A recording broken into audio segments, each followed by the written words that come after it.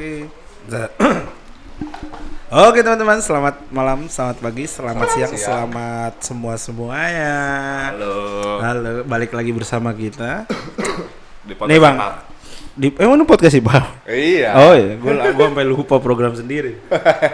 Nah, kan kita nih kemarin tuh udah agak serius tuh bang, pembahasannya tuh bang. Iya. Ini banget, deep banget kayaknya. Tapi emang pembahasan ini menurut gua harus serius, Bang. Kenapa bang? Karena hal ini bakal terus terjadi dan selalu terjadi.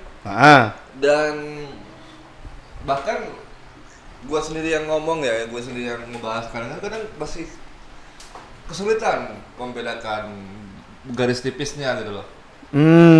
Terutama kan diri gua sendiri ya. Iya. Mana sih yang benar-benar gua Prioritaskan dan lain-lain gitu. Oke. Nah, di episode ini gue pengen bahas tentang, bukan sih, sebenarnya judulnya tuh gue pengen buat iri boleh, nyenggol orang jangan. Oke.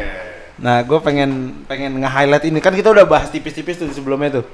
Bahwa gue pribadi sih punya pandangan bahwa iri itu boleh ketika di-maintain dengan oke, dan nggak nyenggol orang lain. Maksudnya nggak nyenggol orang lain tuh nggak ngerugiin atau nggak bikin karir orang lain hancur. Lu sebenarnya bisa meroket dengan meroket tanpa harus jatuhin orang di sekeliling lu gitu. Iya. Nah, gua arahnya ke sana, bukan hanya tentang bagaimana kita ngebeli sesuatu atau mencapai sesuatu, tapi lebih ke semuanya nih. Apapun lu mau beli sesuatu juga enggak, misalnya lu beli sepatu Air Jordan. Sepatu lu tuh bisa keren tanpa lu harus ngeledek sepatu orang lain gitu maksud gua. Oke. Nah, kayak gitu-gitunya tuh, Bang, yang menurut gua cukup tricky banget. Karena pada dasarnya Apa? iri itu adalah perbuatan dosa. Iya, benar. Syaitan. Oh, ini yang ngomong orang Hindu, teman-teman. Teman-teman. Tapi dia pakai logat Arab anjir. Iya dong. Gua kan 8 tahun di Arab. Nah, itu kenapa gue pengen bahas itu banget? Tadi yang yaitu bahwa itu tricky banget dan sering kejadian nih bang di sekeliling gue pribadi. Gimana? Atau mungkin gue pernah ngelakuin juga tanpa gue sadar. Gimana? Ya, lu kepengen nama lu naik, lu kepengen dikenal orang, lu kepengen keren, tapi lu butuh ngejatuhin orang yang beneran keren.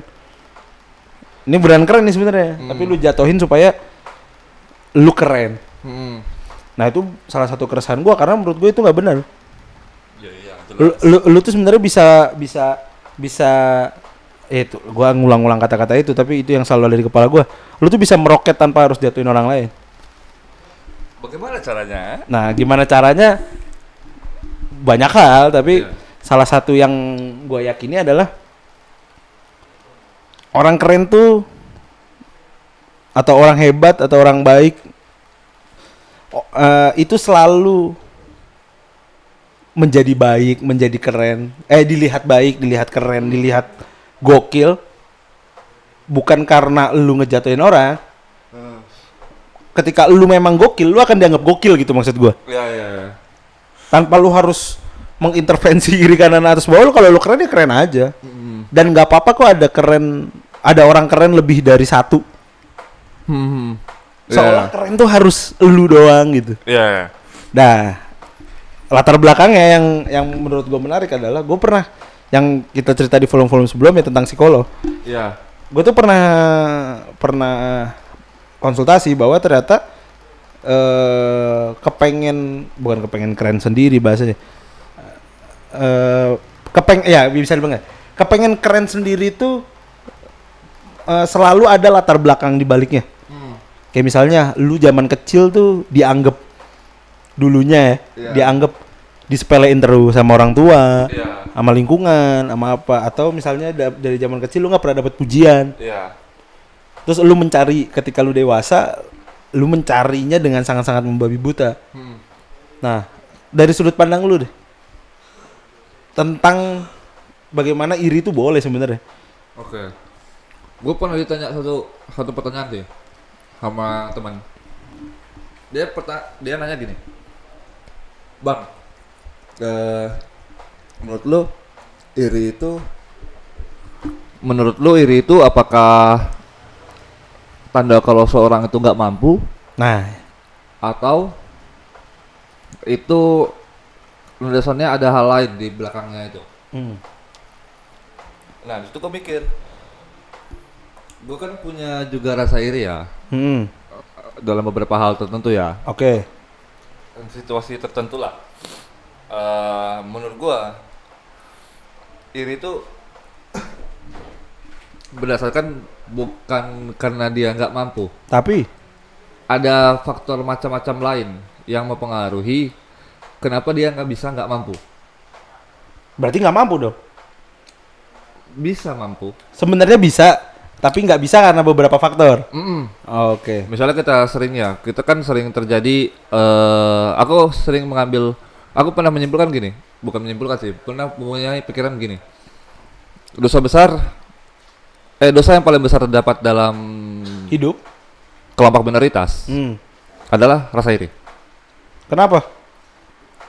Karena mereka diapit oleh mayoritas ini. Kenapa iri menjadi dosa? Ya, karena seingat gue ya, kalau di salah satu ajaran agama itu iri kan termasuk salah satu dosa besar ya. Oh iya, memang. Selain pride dan lain-lain tau. Tapi ternyata seiring berjalannya waktu muncul lagi pemikiran kayak yang lu bilang. Apa tuh? Yang bahwa ternyata tidak selamanya itu iri itu menjadi hal yang buruk. Karena kan kalau dari psikologis kan apa namanya? Ada yang namanya gua umpamain aja ya. Kita iri, terus kita coba untuk mewujudkannya seperti dalam wujud apa? Berarti outputnya kayak gimana? Outputnya seperti apa? Output dari iri itu, apakah dia outputnya jadi pemacu atau outputnya jadi hampir sama kayak istilah-istilah psikologi itu kayak coping mechanism atau apa ya? Yang sistem pertahanan diri manusia itu loh. Ada yang fly, fight. Iya. Jadi iri itu ibaratnya kalau dalam bentuk pertahanan diri itu seperti masalah. Nah, masalah itu mau dibentuk seperti apa perwujudannya? Apakah dia lari dengan melakukan olahraga sehingga dia lupa masalahnya, atau dia melakukan hal-hal yang negatif, yang destruktif pada dirinya, mabok dan lain-lain, ataukah dia tiba-tiba menjadi satanis atau gimana? Orang punya masalah malah namain masalah, goblok. Nah, itu yang gua pikir-pikir. Sehingga akhirnya perlahan-lahan pikiran gue itu kayak iya sih, iri itu yang kaitannya dengan harga diri. Saling bersangkutan toh antara iri dan harga diri ya. Karena itu kan merobek banget ya ketika kita iri suatu karena tidak mampu. Harga diri gue terkurang nih. Itu bisa dijadikan satu pacuan gitu, Bang. Gue di situ berubah tiba-tiba. Hampir sama kayak pemikiran lo. Bukan sama, malah sama lagi. Kayak pemikiran lo. Bahwa iri itu bisa jadi motivasi pemacu. Bergerak gitu lah. Iya, benar. Tapi menurut gue ketika sebenarnya mungkin bahasa simpelnya iri ya, tapi ketika dibedah secara arti kayaknya bukan iri sebenarnya arahnya, tetap cuma bahasa halusnya role model kali ya. Lu punya sesuatu yang anjing nih, orang keren nih, gue pengen nih. Nah, yang gue maksud iri tuh yang kesana tuh, Bang.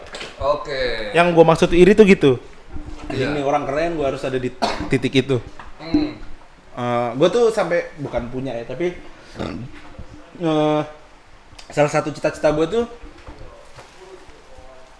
apa yang gue suka tonton sekarang, gue tuh pengen kerja bareng dia. Atau setidaknya ketemu dalam sebuah pekerjaan bersama dia.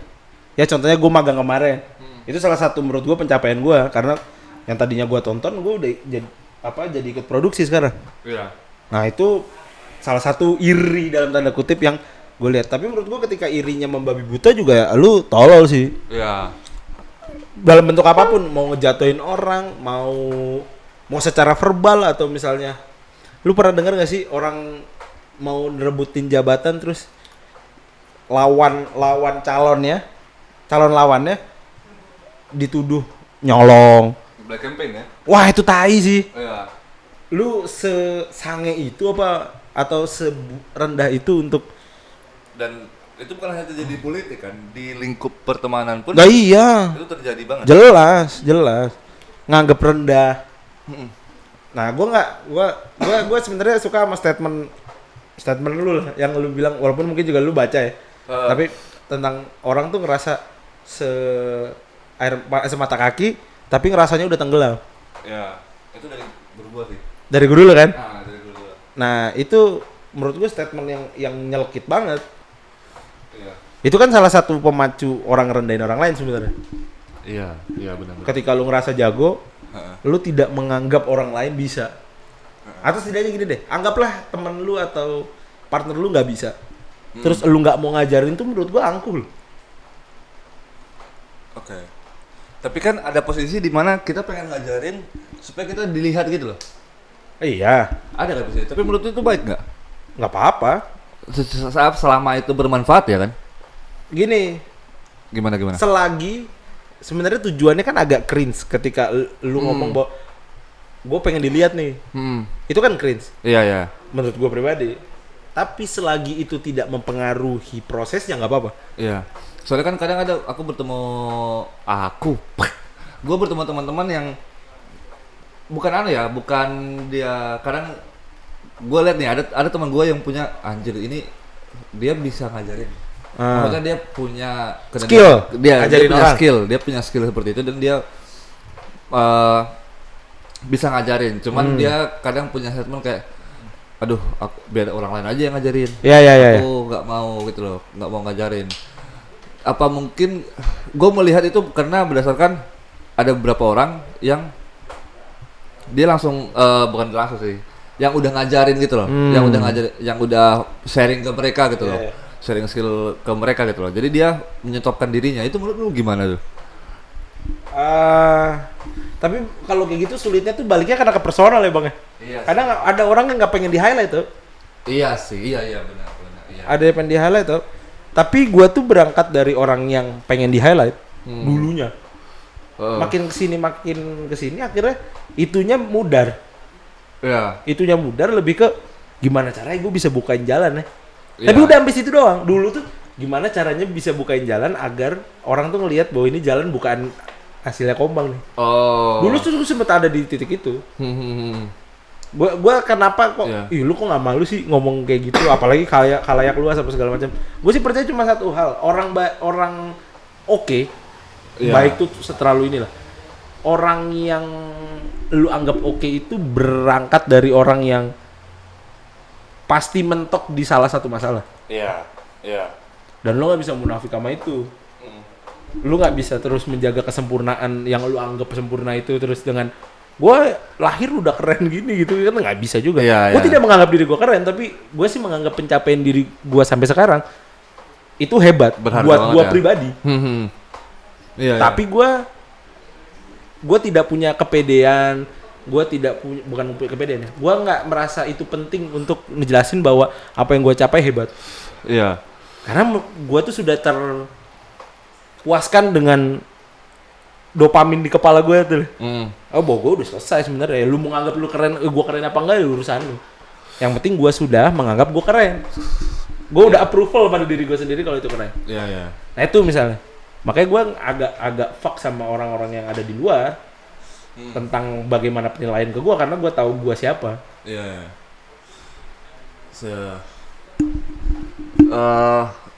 Aku pernah mikir ya, aku pernah mikir sekali mengenai proses iri ya. Gue kan kata-kata yang akhir semata kaki Tapi udah tenggelam. Gue pernah nanya ke guru gue, kenapa harus seperti itu gitu. Kenapa dia mengatakan hal itu kepada gue gitu. Ternyata karena pada saat itu dia minta biar terus, ibaratnya jangan sampai itu memupuk rasa penasaran yang sebagai apa ya, sebagai dasar dari diri manusia ya. Jangan sampai satu proses yang kemarin gue lakuin merusak. Itu sampai menghilangkan rasa penasaran gue, merusak semuanya gitu. Dan dia bilang teruslah, karena lautan itu luas gitu loh. Karena lautan itu luas, lu perlu menyelam lagi gitu, lihat lagi gitu loh ke dalam. Lu terlalu dini untuk menilai bahwa lu sudah dalam padahal lu belum ke seluruh lautan kan. Iya, gua kemarin nanya tuh seperti itu. Oh, ternyata seperti itu. Iya. Berarti yang bisa gua simpulin adalah bahwa iri itu memang boleh. Iya. Tapi dengan manajemen yang harus sangat ketat menurut gua. Iya. Karena irisan sama sombongnya dikit, Bang. Irisan sama hal-hal yang kita anggap buruk tuh tipis banget. Iya benar. Gini, gue pernah gue menemukan satu kebiasaan ya, yang mereka takut untuk ibaratnya menjadi jahat, takut untuk melakukan hal-hal yang bahkan kayak iri tadi ya, kayak iri dan hal-hal yang jahat lah. Dan gue sempat berpikir apakah itu bagus atau apakah itu tepat untuk dilakukan. Dan misalnya nggak melakukan iri dan lain-lain, karena kan kembali ke dasar lagi kan, baiknya kan kontrol. Sementara kita sendiri kan ketika kita lihat sendiri ya, kita kan punya layar-layar gitu loh. Bahkan kadang kita punya pemikiran yang tidak masuk akal gitu. Gimana tuh maksudnya? Setiap manusia punya hasrat yang tidak masuk akal, punya fetish. Iya. Maksudnya di luar seks, pikiran-pikiran aneh itu pasti semua muncul. Pasti pernah memikirkan hal yang aneh seperti atau hal yang tabu. Pernah memikirkan bagaimana nanti mati ke depan, atau pernah memikirkan ini segala macam, atau apakah aku jahat atau baik. Itu kan semuanya ada karena memang kita disusun berlayar gitu loh. Ada sisi, kalau dari kardum kan ada sisi shadow, ada archetype shadow, ada archetype hero, ada archetype keren dah mother. Ini paham. Daging semua, Cok. Paham. Ada archetype wise man, archetype self, sama archetype persona. Archetype persona kan apa yang kita tunjukkan ke publik. Apa yang gue tunjukkan ke publik sekarang yang di podcast ini. Oh iya. Lo ngomongin supaya dia pintar gitu loh. Aja, ngentot. Persona ini. Anjing. Nah, ada juga archetype. Mungkin kalau kurang teman-teman bisa nambah ya. Aku agak lupa ya. Ada archetype shadow. Shadow ini kan ibaratnya hasrat yang gelap gitu loh.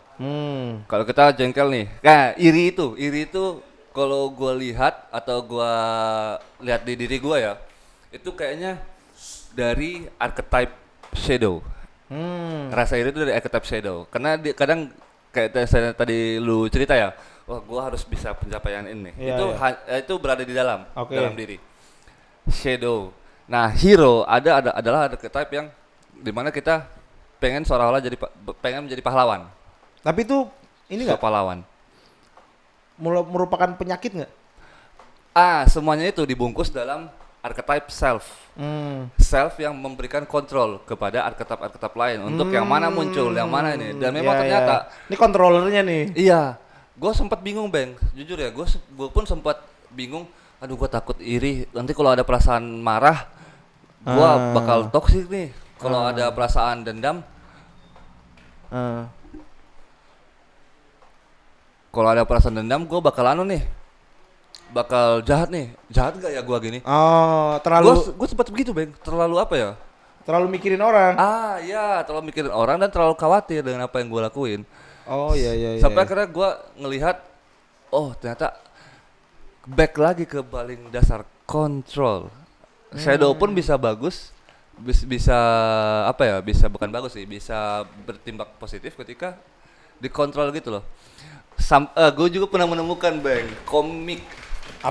Jadi ada komik yang mengambil unsur dasar cerita itu Seven Deadly Sins, 7 dosa besar. Tahu. Gue tahu. Yang berperang dengan 7 kebajikan. Aku udah nggak baca lagi, di webtoon tuh ada, teman-teman. Di situ uniknya adalah, dan menurut gue sangat-sangat ambigu, karena dosa besar ketika bergabung dengan kebaikan itu menghasilkan satu anakan lagi gitu loh, satu sifat lagi. Jadi misalnya rasa iri bergabung dengan kebaikan, itu jadinya misalnya motivasi gitu loh. Iya. Jadi digabung itu bisa. Dua-dua ini bisa sinambung gitu loh. Wah, anjing. Gunung dong. Gunung. Sinabung. Bukan. Maaf. Biar ada jokesnya aja. Oke. Nah itu akhirnya yang perkuat berarti emang controlling sih. Ya, berarti Yang kan bisa kita melakukan sebenarnya ngobrolin dari tadi tuh bagaimana controlling. itu. Iya. Sebenarnya kadang hal baik yang ada di dalam diri kita tuh ketika controllingnya nggak bagus, keluarnya tuh jadi nggak sebaik yang ada di dalam tuh. Iya. Iya. Bangsat itu tuh. Iya. Ya anggaplah konten ngasih Ya. hadiah gitu. Mungkin baik. Mungkin baik, tapi kelihatannya kok kayak sombong jadi Iya. segala macam ya. Tapi nggak apa-apa. Lagi-lagi hidup tuh terlalu banyak perspektif untuk ngotakin untuk ngotakin bahwa ini oke, ini nggak oke. Iya. Itu terlalu banyak aja perspektifnya. Ya itu tadi sih yang apa ya? Pengalaman hidup. Pertanyaan gua, Bang. Kita bisa hidup nggak kalau tidak ada rasa iri? Dalam artian tidak ada rasa kita merasa rendah daripada orang lain. Konteks hidup nih apa nih? Kalau konteksnya hidup Kita bisa berkembang sebagai nggak? biologis ya. Kita bisa Tapi berkembang nggak? ketika berkembang, gua pribadi Ah, enggak. oke. Kalau nggak ada kayak gitu tuh menurut gua hidup lu nggak ada gairahnya. Oke. Nggak ada sesuatu yang pengen lu capai, nggak ada sesuatu Iya. yang pengen lu lawan, nggak ada yang pengen sesuatu yang ingin lu buktikan. Iba- Approval tuh normal, Oke, iya. tapi approval yang kayak apa? Iya, benar. Approvalnya jadi norak apa enggak? Iya, benar. Berarti kan kita bisa bentuk iri itu sebagai tujuan. Walaupun Nah, kalau gua iri tuh sebagai latar belakang latar belakang dalam membentuk tujuan dalam itu ya. membentuk tujuannya. Oke, iya. Jadi bahan bakar lah. Jadi betul. Oke. Kalau bahasa gamenya mah jadi nitro. Yoi, CTR nih ya. Dia jadi nitro. Nah, ketika mungkin kadang bisa apa yang gua mau cuma bisa selesai dalam waktu sebulan, dengan ada bahan bakar itu tuh bisa selesai dalam waktu 2 minggu. Iya, Tapi capek memang. iya sih. Kena Lu ngelawan dikejar dengan ya? badan lu kan. iya, Nah, nge-push. Yang gua maksud tuh yang kayak gitu, Bang. Jadi teman-teman juga yang denger mungkin ngerasa pengen ngejar orang, pengen punya role model yang pengen lu kejar secara pencapaian dan lu masih nganggep itu iri. Menurut gua fine aja, tapi tinggal bagaimana lu ngerubah itu jadi energi buat lu aja. Iya. Jangan jadi energi buat merusak lingkungan lu. Tapi ada nggak kira-kira menurutmu hal yang bisa dicegah diri kita ya? Gue kadang takutnya ketika ya gue beralaskan lagi ya pada kata-kata klise ya. Ya namanya manusia, kadang kilaf gitu. Menurut lu gimana cara kita menahan diri gitu loh, supaya tidak menjatuhkan orang lain gitu loh, dengan perasaan iri gitu. Ini Hal yang lu lakuin deh. gua nggak ada. Tapi ingat, teman-teman mungkin kadang kan nyari petuah apa segala macam ya. Apa quotes apa untuk ngejaga diri itu fine aja. Tapi gue masih menganggap bahwa hal-hal kayak gini tuh nggak bisa diajarin loh. Oke. Lu tuh mentok dulu aja. Lu tuh mentok dulu aja sampai di mana lu akhirnya punya batasan diri. Oke. Karena batasannya beda. Setiap orang tuh beda-beda semua. Iya. Nah, kalau balik lagi ke kata klise bahwa setiap orang beda, ya berarti setiap orang harus punya rules-nya masing-masing. Rules-nya ditemuin di mana sih? Rules-nya ditemuin ya udah lu jalanin aja, ntar juga mentok. Ketika mentok, oke, gua nggak boleh gini berarti. Iya. Ini balik ke gue ya, gue gitu soalnya. Oh ini gue nggak boleh gini, gue nggak boleh gini, gue nggak boleh gini. Oke.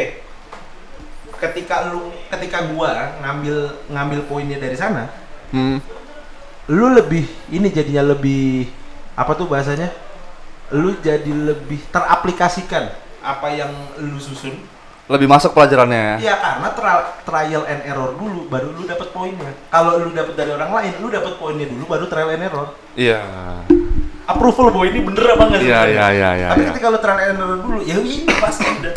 Iya, benar. Gitu. Kita dibentuk oleh kegagalan ya. Gua nggak bilang itu kegagalan, tapi setidaknya itu mentok aja. Oke. Iya. Ya ini nggak bisa dipaksain aja. Ya udah, cabut. Kalau emang ya Ya itu tadi bahasanya apa namanya fleksibilitas. Iya. Lu bisa ke kiri, bisa ke kanan, bisa ke kiri, bisa ke kanan. Yang dimaksud mungkin teman-teman pernah dengar Deddy Corbuzier bahwa sekarang orang kalau nggak geser, nggak fleksibel jadi orang itu mati. Iya. Nah itu yang gue maksud. Iya. Tapi kalau mentok, cari jalannya. Karena menurut gua mentok tuh jawaban. Untuk kalau nggak pindah. Bukan itu. Oke. Untuk pindah ya. Untuk pindah. Ketika ada orang anjing nih kok mentok nih gua hidup gua nih, gua udah nggak bisa ngapa-ngapain nih. Menurut gua nggak bisa ngapa-ngapain itu jawaban. Bahwa yang lu sedang perjuangkan bukan jalan lu. Oke. Monggo mencari ke tempat lain. Iya. Oke. Salah satu quote dari Panji Pragiwaksono yang paling bangsat dan nampar gua banget adalah manusia itu banyak yang nggak bahagia bukan karena dia tidak bahagia, tapi karena mimpinya terlalu spesifik.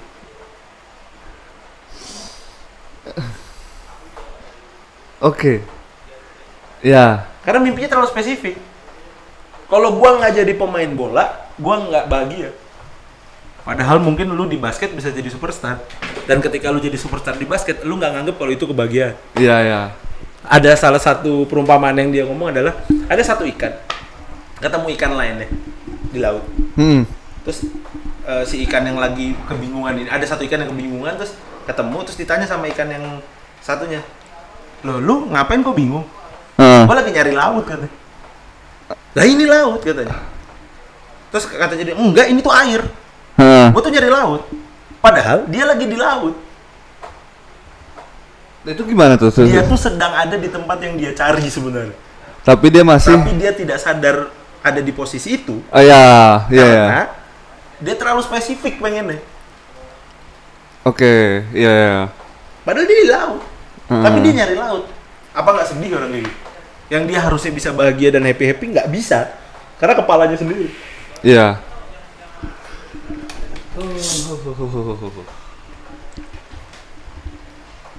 Itu sih. Itu salah satu yang gue ketampar abis. Bahagianya terlalu spesifik pertama. Iya sih, kadang gue kayak apa ya, sering mendengar kayak teman-teman gue merasa kayak padahal kadang kan orang lain kan bisa lihat potensi kita ya. Kadang kan ada kita dia nggak pede kadang. Iya, yang kadang ada yang situasi kita nggak pede atau mungkin bisa jadi karena terlalu spesifik ya. Iya. Dia pengennya di sini tapi pengennya harus jadi ini gitu. Iya. Padahal bisa saja dia lebih berkembang di posisi lain atau di mana gitu. Kayak abis ini kita ngebahas tentang orang nggak pedean asik kali ya. Boleh. Asik tuh kayaknya tuh. Orang nggak pede juga nggak ada habisnya tuh. Ini berkontinu. Ini kontinu terus nih dari 3 podcast sebelumnya nih. Tapi seru. Nah itu sih bang kalau gua. Oke. Kita lanjut di volume selanjutnya. Volume selanjutnya ya. Thank you teman-teman.